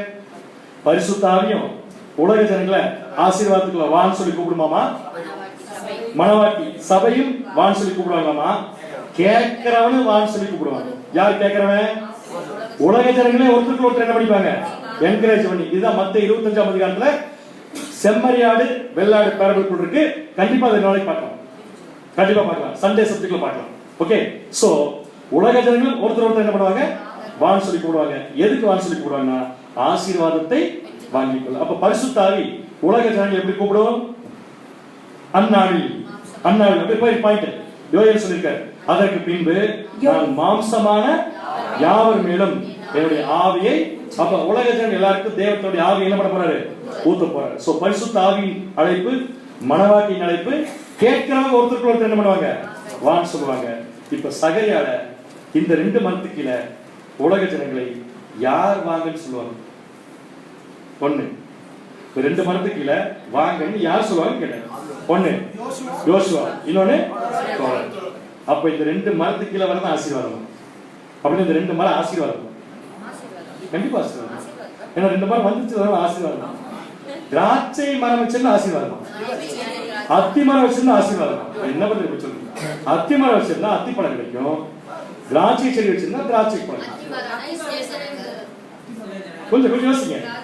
இந்த மரம் 2 தான் இந்த ஆசீர்வாதத்துக்கு காரணமே. திராட்சை செடி என்றால் சபை, அத்தி மரம் என்றால் இஸ்ரவேல் ஜனங்கள். இந்த 2 பேருக்கு கீழே தான் உலக ஜனங்கள் இருப்பாங்க. எங்க 1000 ஆண்டு அரசாட்சி. வசனம் கூறுக, வசனம் கூறுக. கான்செப்ட சொல்லி பின்னாடி யோசிக்கலாம். வசனத்தை நான் உன்னை வாழ்த்து நட்சத்திரம் போடும். எங்க? இங்க. அப்புறம் கடற்கரை மரம் பெருகவே பெருகப்படும். அடுத்த பாயிண்ட் 2 மரத்துக்குள்ள உன் சந்ததிக்குள் பூமியில் உள்ள சகல வம்சங்களும் ஆசீர்வதிக்கப்படும். அது பாயிண்ட். சோ தேவன் எல்லாத்தையும் ஆசீர்வதிப்பார். இன்னொரு விஷயம் தெரியுதா? இந்த மாதிரி திராட்சை மரத்தின் கீழும் திராட்சை செடியின் கீழும் அத்தி மரத்தின் கீழும் வர வைக்கிறதுங்கிறது தேவன் யூஸ் பண்ற ஒரு ஸ்லாங். இது இந்த இடத்துல மட்டும் இல்ல, தேவன் பல இடத்துல யூஸ் பண்ணிருக்கார். பைபிள் வாசிக்கலாம் பாருங்க. 1 ராஜாக்கள் ஒரு சமாதானமான சூழ்நிலை கூட தேவன் அப்படிதான் சொல்லுவார். 1 ராஜாக்கள் 4ஆம் அதிகாரம் 25ஆம் வசனம். 1 ராஜாக்கள் 4ஆம் அதிகாரம் 25ஆம் வசனம். சாலமோனுடைய நாளெல்லாம். சாலமோன்ங்கிற பேருக்கு என்ன அர்த்தம்? சமாதானம். சோ சமாதானமா இருக்கிற நாளெல்லாம் தான் துவக்கி பெயர்செபா மட்டும் யூதாவும் இஸ்ரவேலும் அவரவர் தங்கள் தங்கள் திராட்சை செடியின் நிழலிலும் தங்கள் தங்கள் அத்திமரத்தின் நிழலிலும் சுகமாய் குடியிருந்தார்கள். சோ இஸ்ரவேல் ஜனங்கள் எதுக்கு குடியிருப்பாங்க? திராட்சை செடி, அத்திமரம். இதுக்கு என்ன மீனிங்? சமாதானமா இருப்பாங்க. அப்ப சமாதானங்கிற வார்த்தையை தேவன் யூஸ் பண்றதுக்கு இந்த 2 செடி தான் யூஸ் பண்ணுவாங்க. 1000 ஆண்டு அரசாட்சி உலக ஜனங்களுக்கு என்ன கிடைக்க போகுது? சமாதானம். யார் மூலமா? திராட்சை செடி, அத்தி. புரியுதா உங்களுக்கு? சோ இதோட சகரியா 3ஆம் அதிகாரம் ஓவர். என்ன ஓவர்? உலக ஜனங்களுக்கு ஆசீர்வாதம் கிடைக்க போகுது. இதை எதுக்கு இஸ்ரவேல் ஜனங்களுக்கு சொல்லணும்? அவங்க தான் ஆலயம் கட்டிட்டு இருக்காங்க. இந்த ஆலயம் ஒழுங்கா கட்டினா பின்னாடி உங்களை வச்சு நான் என்ன பண்ண போறேங்கிறத அவங்களுக்கு காமிக்கிறேன். ரைட்? சோ நெக்ஸ்ட் பாயிண்ட் எங்க போலாம்? 4th chapter. 4th சாப்டரும் எந்த தலைப்பின் கீழ வருது? 8 இரவு தரிசனம். அப்ப அடுத்த தரிசனம் விஷன் நம்பர் 5 என்ன பாத்தீங்கன்னா லாம்ப்ஸ்டாண்ட் அண்ட் தி ஆலிவ் ட்ரீ. தமிழ்ல சொல்ல போனா குத்து விளக்கும் ஒலிவ மரம். குத்து விளக்கும் ஒலிவ மரம். சோ இன்னைக்கும் நல்லா கவனிச்சுக்கோங்க. ஒரு ஆராய்ச்சியோட தான் நிறுத்த போறோம், கேள்வியோட தான் நிறுத்த போறோம். அதனால நுணுக்கமாக கவனிக்கும்படியாக அன்புடன் கேட்டுக்கொள்ளப்படுகிறோம். ரைட்? வாசிக்கலாமா? அப்புறம் இன்னொரு விஷயம், இந்த தீர்க்கதரிசனம் எதுக்கு உங்களுக்கு? ஆலயம் கட்டுறதுக்குல, ஆலயம் கட்டி முடிச்ச ஜனங்களுக்கு அஷூரன்ஸ் கொடுத்து பின்னாடி வரப்போற ஆசீர்வாதத்தையும் அவர் குறிப்பிடுறாரு. ரைட்? அப்ப இந்த சம்பவத்தில், இந்த தீர்க்கதரிசனத்தில் வரக்கூடிய சம்பவம், பொருட்கள் அத்தனையுமே இஸ்ரேல் ஜனங்களுக்கு வரப்போற ஆசீர்வாதத்தை நேரடியாக குறிக்கும். சபைக்கு வரக்கூடிய ஆசீர்வாதத்தை ஆவிக்குரிய பொருள் குறிக்கும். ராஜ்யத்தின் காரியங்களை ஆவிக்குரிய அர்த்தத்தில் குறிக்கும். 3 கம்பேரிசன். சோ முதல்ல லிட்டரல் கம்பேரிசன் போறோம். வாசிக்கலாம்.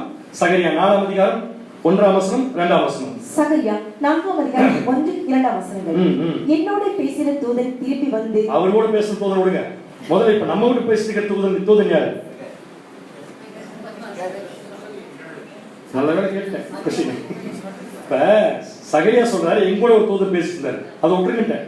இப்ப நம்ம கூட பேசிட்டு இருக்காரு சகரியா. ரைட். சகரியா சொல்றாரு, எங்கூட பேசின தூதன் திரும்பி வந்து நித்திரை பண்ணுகிற ஒருவனை எழுப்புவது போல் என்னை எழுப்பி. எப்படி இருந்தாருமா? நான் நித்திரை பண்ணிட்டு இருந்தேன், என்னை எழுப்பினாரு சொல்ல. நான் நித்திரை பண்ணல, என்னை எப்படி எழுப்பினாரு அப்படின்னு என்ன அர்த்தம்? அவர் எழுப்புற ஸ்பீடு. எதிரிக்கு சொல்ற அர்த்தம் இருக்கு. எதிரிக்கு சொல்ற தூங்கிட்டு இருக்க எழுப்புற மாதிரி எழுப்புறாருன்னா, அவர் தூங்குனாரு நமக்கு தெரியாது, அவர் சொல்ல போற விஷயம் ரொம்ப முக்கியம். அந்த மாதிரி எழுப்பி, நீ காண்கிறது என்னவென்று கேட்டார். இதுக்கு எதுக்கு எழுப்பணும்? நீ என்னப்பா பாக்குறேன்னு சொன்னா, கொஞ்சம் இருந்து தூங்கிட்டு வந்து அப்புறம் சொல்றேன் அப்படின்னு சொல்லிருக்கலாம். ஆனா என்னமா பார்த்துட்டு இருக்கான்னு தெரிஞ்சிச்சு. சோ எழுப்பி கேட்கிறாரு, என்னத்தை நீ காண்கிறாய் அப்படின்னு சொல்லி கேட்ட உடனே, நல்ல கவனிங்க, முக்கியமான வசனம். இதுல ஒரு கேள்வி இருக்கு. அதற்கு நான், இதோ முழுவதும் பொன்னினால் செய்யப்பட்ட குத்துவிளக்கை காண்கிறேன். எதை காண்கிறார்? முழுவதும் பொன்னினால் செய்யப்பட்ட குத்துவிளக்கை காண்கிறேன். அதின் உச்சியில் அதின் கிண்ணமும். கிளியர். குத்துவிளக்கு உச்சியில் என்ன இருக்கும்? கிண்ணம் இருக்கும். அதின் மேல் அதின் 7 அகல்களும். இது என்ன அகல்கள்? இது என்ன கிண்ணம்? அதாவது குத்துவிளக்கு மேல என்ன ஒரு கிண்ணம். சோ கிண்ணம் இருக்கு. எத்தனை கிண்ணம்? 7 கிண்ணம் இருக்குது. அதன் உச்சியில் அதன் கிண்ணமும், ஒரு கிண்ணமும். அடுத்தது அதின் மேல் அதின் 7 அகல்களும். அப்ப அந்த கிண்ணத்து மேல 7 அகல் இருந்துச்சா? அர்த்தம் நேரடி அப்படித்தான் வருது. எப்படி இருக்குன்னா, ஒரு கிண்ணம் இருக்காமா, கிண்ணம் எங்க இருக்கு? அதை படிச்சு கிண்ணம் எங்க இருக்கு? குத்துவிளக்கின் உச்சியில. அப்ப குத்துவிளக்கின் உச்சியில என்ன இருக்கு? கிண்ணம் இருக்கு. கிண்ணம் என்ன? பவுல். ஒரு பவுல் இருக்கு. அந்த பவுல் மேல என்ன இருக்காமா? பவுல் மேல பிரான்ச் தான் அகல் இருக்கும். ஆனா என்ன எங்க இருக்கிற மாதிரி இருக்கு?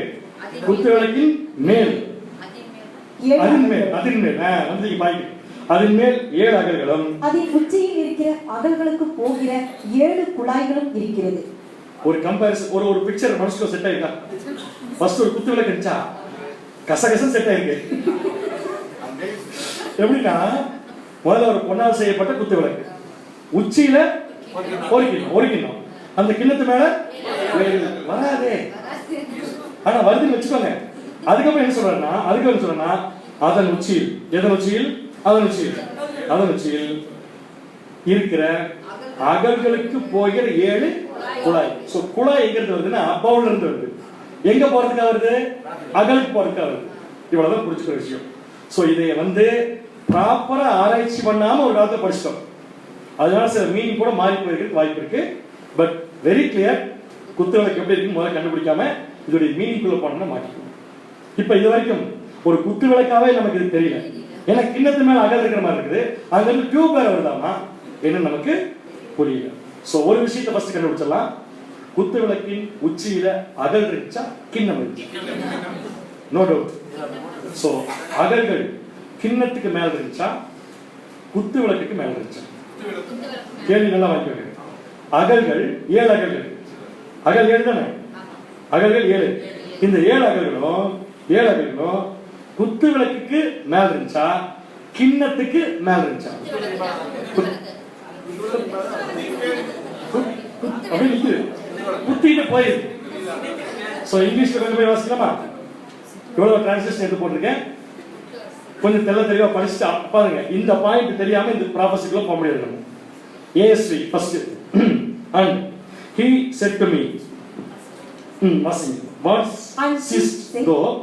Unto me, what seest thou? And I said, I have seen. Joshua said, I have seen. And behold, a candlestick all of gold. A candlestick of all gold. ஒரு பொன்னால் செய்யப்பட்ட குத்துவிளக்கை காண்கிறேன். அடுத்த பாயிண்ட். With its bowl. அதோட பவுல், அதோட கிண்ணம். Upon the top of it. Top of it. Top of it. Top of it னோட Tamil எப்படி போட்டாங்க? கிண்ணத்துக்கு மேல போட்டாங்க. அந்த இட்டுங்கறத தமிழ் பைபிள்ல எப்படி புரிஞ்சுக்கிட்டாங்கன்னா கிண்ணத்துக்கு கிண்ணம் தான் இட்டு நிறுத்திட்டாங்க. அந்த கிண்ணத்தை தான் இட்டு நிறுத்திட்டாங்க. சோ தமிழ் எப்படி போட்டுன்னு பார்த்தா முதல்ல குத்துவிளக்கு உச்சியில ஒரு கிண்ணம் இருக்கு. கிண்ணத்து மேல அதன் மேல தான் போட்டிருக்கு. கிண்ணத்து மேல போடல. இந்த அதுங்கிறது எதுன்னு தெரியாம நம்ம கிண்ணத்து மேல 7 அகல் இருக்குன்னு என்ன பண்ண முடியாது? முடிவு பண்ண முடியாது. உதாரணம் சொல்லட்டுமா? கீழே போட்டிருக்க வார்த்தை படி. காரில் நான் அமர்ந்திருக்கிறேன். எனக்கு தெரிஞ்ச உதாரணத்தை போட்டுக்கிறேன். சிரிக்கூடாது. காரில் நான் அமர்ந்திருக்கிறேன். இப்ப சப்ஜெக்ட் யாரு? காரா நானா? தப்பான உதாரணத்தை போட்டேன். சப்ஜெக்ட் யாரு? காரில் நான் அமர்ந்திருக்கிறேன். சரியான பதில் தான். சப்ஜெக்ட் கார் தான். காரில் நான் அமர்ந்திருக்கிறேன். அடுத்த வார்த்தை அதில் ஸ்டேரிங் உள்ளது. இப்ப ஸ்டேரிங் எனக்கு உள்ளதா காருக்கு உள்ளதா? எப்படி எடுத்துக்கிறீங்க? கார் அதில் தான் போட்டிருக்கேன். அதில் போட்ட உடனே ஏன் கார் எடுத்தீங்க? Subject is the car. அப்ப நெக்ஸ்ட் வார்த்தை அதுன்னு வந்தா சப்ஜெக்ட் தான் குறிக்கணும் ஒழிய சப்ஜெக்ட வச்சு பேசப்பட்ட விஷயத்தை அது குறிக்காது. புரியுதா? புரியல உங்களுக்கு? அப்படின்னா ஒரு குத்து விளக்கின் உச்சியில் என்ன இருந்தது? பவுல், கிண்ணம் இருந்துச்சு. அதன் உச்சியில்னா கிண்ணத்தின் உச்சியில் இல்ல, குத்து விளக்கின் மேல் 7 அகல்கள் இருந்தன. கிளியரா உங்களுக்கு? ஏன்னா வேற ட்ரான்ஸ்லேஷன் படிங்க. BBE Bible in basic English. And he said to me, what do you see? And I said, இப்படியே இங்கிலீஷ் பைபிள் தான் நல்லா இருக்கும் படிக்கிறது. I see a light support made all of gold. All of gold with its cup on the top of with its cup on the top of it. And 7 lights இப்ப பாருங்க. With its cupனா bowl. With its cup top of it. இப்ப it அது குத்து விளக்கு. முதல் லைன்ல இட்டு குத்து விளக்குனா அடுத்த லைன்ல இட்டு இருந்தா குத்து விளக்கு. Not bowl. With its cup on the top of it and 7 lights on it na bowl it கிடையாது. குத்து விளக்கு தான் it. இதே மாதிரி புள்ளினா காரில் நான் அமர்ந்திருக்கிறேன். எனக்கு ஸ்டீரிங் உள்ளது. வராது. சோ கார் தான் சப்ஜெக்ட். எதை பத்தி பேசுறாங்களோ அதே தான் அடுத்த வார்த்தையில இட்டுன்னு போடுவாங்க தவிர எதை பேசிட்டு இருக்காங்களோ அதை என்ன பண்ண மாட்டாங்க? போட மாட்டாங்க. இங்க பேசிட்டு இருக்கிறது பவுலை பத்தி, சப்ஜெக்ட் குத்து விளக்கு. சோ குத்து விளக்கு மேலதான் 7 அகல் இருக்கே தவிர பவுல் மேல 7 அகல்கள் இல்ல. இப்போ உங்களுக்கு எல்லாம் என்ன பெரிய சந்தேகம் இருக்குன்னா குத்து விளக்கு மேல உச்சியில ஏன் பவுல்? இதான் காட்சி. இதான் ஆக்சுவலா யோசுவா பார்த்த காட்சி. இப்போ வசனம் கரெக்டா மேட்ச் ஆகுதா பாருங்க. என்ன பார்த்தாரு யோசுவா? நீங்க இப்ப என்ன பாக்குறீங்க? தெரிஞ்சிருங்க. யோசுவா என்ன பார்த்தாரு? பொன்னினால் செய்யப்பட்ட ஒரு குத்து விளக்கு. அந்த குத்து விளக்கின் உச்சியில ஒரு கிண்ணம் வந்துருச்சா? ஒரு கிண்ணம் வந்துருச்சு. அடுத்தது அதன் மேல், எதன் மேல்? குத்து விளக்கின் மேல் எத்தனை அகல்கள் இருந்துச்சு? 7 அகல். கிளியரா இருக்கா? அடுத்தது அதன் மேல் அகல், அது குத்து விளக்கு. அது மேல் பவுல் இருந்து 7 குழாய்கள் எங்க வருது பாத்தீங்கன்னா அகல்களுக்கு வருது. அகல்களுக்கு வருது. புரியுதா உங்களுக்கு? எதுக்கு அகல்களுக்கு 7 டியூப் வருது? ஆயில் சப்ளை பண்றது. அப்ப ஆயில் எதில் ஊற்றப்படுகிறது? பவுலில் ஊற்றப்படுது. அப்ப பவுல் எங்க தான் இருக்கணும்? மேல தான் இருக்கணும். அகல்கள் எங்க தான் இருக்கணும்? இதைத்தான் யார் பார்த்தானா? யோசுவா பார்த்தார். ஞாபகம் வச்சுக்கோங்க. இது சீன் நம்பர் 1. அடுத்தது இந்த சீன்ல ஆயில் பவுலுக்கு எங்க இருந்து வரும்? இல்ல, குத்து விளக்குக்கு ஆயில் எங்க இருந்து வரும்? குத்து விளக்குக்கு ஆயில் எங்க இருந்து வரும்? பவுல். பவுல் எப்படி வரும்? எப்படி வரும்? 7 டியூப். 7 அகல். சரி, பவுலுக்கு எப்படி ஆயில் வரும்? சகரியா 4ஆம் அதிகாரம் 3ஆம் வசனம். சகரியா 4ஆம் அதிகாரம் 3ஆம் வசனம். அதின் அருகில் கிண்ணத்திற்கு வலதுபுறமாக அதன் குத்து விளக்கு. சோ குத்து விளக்குக்கு வலதுபுறமாக கிண்ணத்திற்கு வலதுபுறமாக ஒன்றும் அதற்கு இடதுபுறமாக ஒன்றும் ஆக 2 ஒலிவ மரங்கள் இருக்கிறது. சோ ரைட் சைடு ஒரு ஒலிவ மரம், லெஃப்ட் சைடு ஒரு ஒலிவ மரம். இப்ப இதைத்தான் யோசுவா பார்த்தாரு. பார்த்த யோசுவாக்கு என்ன சந்தேகம் வந்துச்சுன்னா, என்னை எழுப்பி கேட்கிறீங்கல்ல, நீங்களே சொல்லுங்க, நான் கண்ட காட்சியின் அர்த்தம் என்ன? வாசிக்கலாம் பாரு. சகரியா 4ஆம் அதிகாரம் 4ஆம் வசனம் 5ஆம் வசனம். சகரியா 4ஆம் அதிகாரம் 4 5ஆம் வசனம். நான் என்னோட பேசின தூதனை நோக்கி. யாரை நோக்கி? யோசுவா யோசுவா வந்துட்டாரு உள்ள. அதுதான் கேட்டேன் தெளிவா. யார் யாரை நோக்கி? சகரியா யாரு? மிகாயேலை நோக்கி. ஆண்டவரே, இவைகள் என்னவென்று கேட்டேன். இது என்னது? எது? இந்த குத்து விளக்கு, அதுக்கு மேல ஒரு பவுல், அதுக்கு டியூப், அதுக்கு சப்ளை பண்றதுக்கு 2 ஒளிய மரம், இதெல்லாம் நான் என்னன்னு கேட்டேன். உடனே பதில் சொல்லுவாரு. எப்படி சொல்லுவாரு? என்னோட பேசின தூதன் மறுமொழியாக, இவைகள் என்னதென்று உனக்கு தெரியாதா என்றார். அவர் என்ன கேட்காரு? இது இன்னும் தெரியாதா? தெரியாதுல விட்டு வாசிக்கிறது. ஆண்டவரே, எனக்கு தெரியாது என்று அவர் கிளியரா சொல்லிட்டாரு. எனக்கு தெரியும். அப்ப குத்து விளக்க பார்த்தவருக்கு குத்து விளக்குக்கு அர்த்தம் என்னன்னு தெரியல. இப்ப நமக்கு குத்து விளக்கும் தெரிய போகுது, குத்து விளக்குக்கு அர்த்தமும் தெரிய போகுது. இந்த அர்த்தம் என்னங்கிறத கண்டுபிடித்து வர வேண்டிய பொறுப்பு யாருடைய? அவங்க பார்த்தா விட்டுருங்க, பொறுப்பு யாரு? என்னுடைய பயங்கரங்க, என்னுடைய. சரி, ஓகே, சரி. அப்ப உங்களுடைய என்ன? அதை வந்து கேட்க வேண்டியது. சரி, எல்லாம் என்ன பண்ணலாம்? இந்த குத்து விளக்கு நல்லா கவனிச்சுக்கோங்க. டைரக்டா எடுத்தோன்னு ஆவிக்குரிய இடத்துக்கு போயிடாதீங்க. அது மிஸ்டேக் பண்ணிடக்கூடாது. 2 ஒளிய மரம், 1 பழைய ஏற்பாடு, அப்படிலாம் போயிடாதீங்க. முதல்ல இந்த தீர்க்கதரிசனம் யாருக்கு சொல்லப்பட்டது? ஆலயம் கட்டி முடித்த ஜனங்களுக்கு. அப்ப இது இன்னும் ஒரு பிளஸிங், ஒரு ஆசீர்வாதம், ஒரு அஷூரன்ஸ் உங்களுக்கு இருக்கு. அதுதான் அது மீன் பண்ணுது.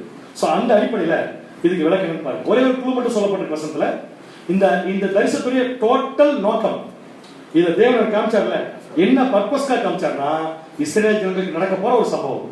அந்த சம்பவம் என்ன வாசிக்கலாம் பாருங்க. சகரியா 4ஆம் அதிகாரம் 6ஆம் வசனம். சகரியா 4ஆம் அதிகாரம் 6ஆம் வசனம். அப்பொழுது அவர் செருபாபேலுக்கு சொல்லப்படுகிற கர்த்தருடைய வார்த்தை என்னவென்றால், இந்த தீர்க்கதரிசனத்தின் அர்த்தத்துடைய மைய கரு தான். செருபாபேலுக்கு சொல்லப்படுகிற. நான் யோசுவா தேசத்துக்கு 2 லீடர், 1 லீடர் அதுக்கு லீடர், இவர் இதுக்கு லீடர். ஞாபகப்படுத்தி சொல்லுங்க. அந்த லீடருக்கு ஆலயம் கட்டுறதுக்கு ஒரு லீடர், ஸ்பிரிச்சுவல் ஹெட் யாரு? யோசுவா. செருபாபேல் அரசாட்சி, அப்படி வச்சுக்கலாம். அரசாட்சி தலைவன், ஆட்சி தலைவன். இவர் ஆவிக்குரிய தலைவன். அவ்வளவுதான். இப்ப தேவன் ஆவிக்குரிய தலைவன் சொல்ல, ஆட்சி தலைவன் சொல்ல. செருபாபேலுக்கு சொல்லப்படுகிற கர்த்தருடைய வார்த்தை என்னவென்றால், இந்த தீர்க்கதரிசனத்துடைய நோக்கம் என்ன தெரியுமா? உன்னால ஒண்ணும் பண்ண முடியாது, என்னாலதான் எல்லாம் நடக்குது. அவ்வளவுதான் முடிச்சிட்டாரு. பலத்தினாலும் அல்ல, பராக்கிரமத்தினாலும் அல்ல, என்னுடைய ஆவியினாலே ஆகும் என்று சேனைகளின் கர்த்தர் சொல்லுகிறார். என்னுடைய ஆவியினாலே ஆகும் என்று சேனைகளின் கர்த்தர் சொல்லுகிறார். அப்ப ஊத்துற ஆயில் தேவனுடைய ஆவி. அவ்வளவு என்னால மட்டும்தான் முதலாக. இந்த சப்ஜெக்ட்ல ஃபர்ஸ்ட் குத்து விளக்குன்னு சொன்ன உடனே உங்களுக்கு எனக்கு ஞாபகம் போச்சு சப்ஜெக்ட். பட் நம்ம பார்த்துட்டு இருக்கிறது ஆசிரியர் கூடாக்கூடிய குத்து விளக்கு அல்ல. அந்த குத்து விளக்குல பவுல்லாம் இருக்காது. ஏன் இருக்காது? அங்க டெய்லி ஆசாரியர் போய் ஆயில் ஊத்தணும். இதுல ஆயில் ஊத்த வேண்டிய அவசியம் ஆட்டோமேட்டிக், ஆட்டோமேட்டட். எங்கிருந்து வருது? ஆசிரியர் கூடாத அந்த குத்து விளக்கு இது கிடையாது. இது சகரியாவுக்கு தேவன் 4ஆம் அதிகாரத்தில் காணப்பட்ட ஒரு குத்து விளக்கு. சோ பலத்தினாலும் அல்ல, பராக்கிரமத்தினாலும் அல்ல, என்னுடைய ஆவியினாலே அதை சொல்லிட்டு முடிச்சிட்டாரு. ஏன் இதை செருபாபேலுக்கு சொல்றாரு அப்படிங்கிறதையும் படித்துக் கொண்டு வரும்படியாக அன்புடன் கேட்டுக்கொள்ளப்படுகிறது. தேவன் தாமே இந்த மனைவரையும் ஆசீர்வதித்து வழி நடத்துவார்கள். ஆமாம்.